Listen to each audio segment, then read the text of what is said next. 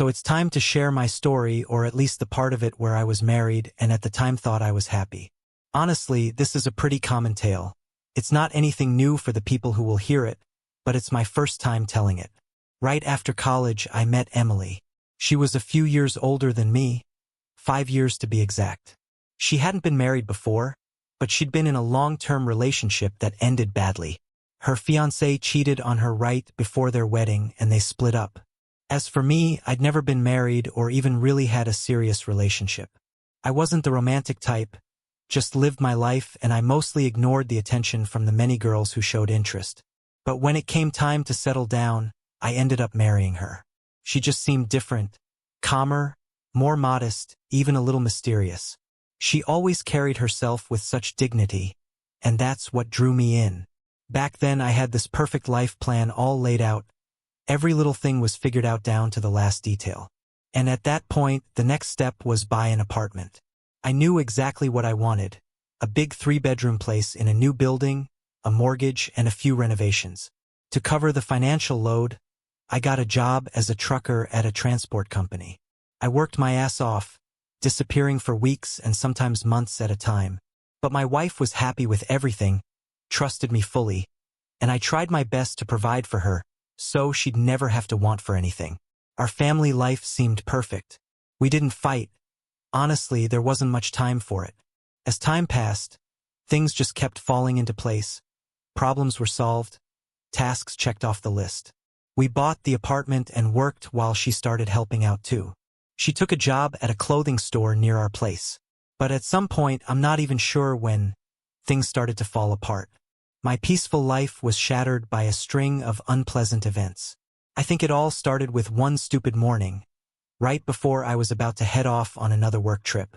"Good morning, aren't you leaving today?" My wife asked me when I was having breakfast. "Yes, I'm leaving today at 11 o'clock. What about you? Have you got anything planned?" I answered more out of politeness than curiosity, since I already knew what she did every day. She called and sent me photos of what she was doing in my absence. "I've been at work all day, and after that I'm going to visit my sister. She and her husband are going on a bus trip around the region to visit beautiful and interesting places. Olivia and Sam, however, will not go. I think I'll join them. Tara can go too if her husband allows it. Or maybe you can come with us. We could all go on tour together." "Are you serious? I have 2 weeks of continuous work ahead of me, and I'm already tired of sitting in the car. Let's leave it at that. I'll meet with all of you later this weekend. It's just not in my plans," I said, trying to lighten the mood. She had her own schedule. She was busy all day, and sometimes she worked. To be honest, she didn't work that much, but when she did, it was a good job, just 4 days a week. It was a dream job.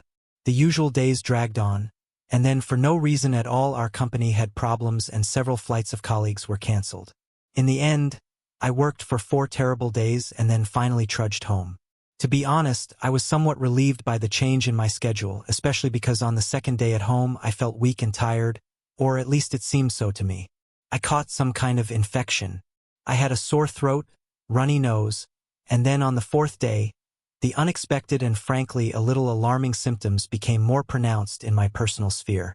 I had no choice but to go straight to the doctor. I'll skip all the doctor's office details and cut straight to the chase.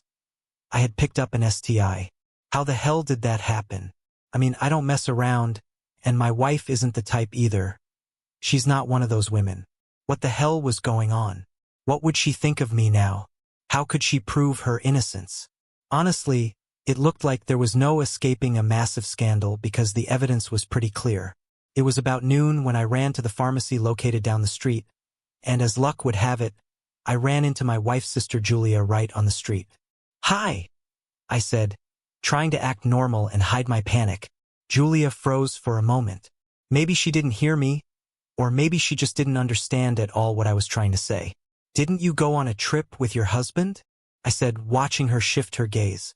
She was looking at something or someone behind me, so I turned around, and there she is, my wife strolling by, staring at her phone. At that moment, a lump formed in my stomach. "Anna, what the hell is going on?" I'm not the kind of guy who just freezes in moments like this. I quickly realized what was up and yanked the phone out of her hand. starting to scroll through it. "Give it back!" she shouted, trying to grab it from me. But I was already looking through everything I needed to see. The gallery was filled with photos of a man I recognized, the owner of the store where my wife worked. Turns out she wasn't exactly bored while I was away. Restaurants, clubs, saunas, swimming pools, weekend getaways. I could see where she had been. I knew the spots from her photos. One of them was a tourist site with an old church in the background, and she had even sent me a picture from there saying it was part of her excursion. "What kind of excursion is this?" I snapped. "Are you having a good time? You even brought me a souvenir," I said, pointing at her jacket like a madman. "Come on. Stop it. I'm sorry. What have you been doing?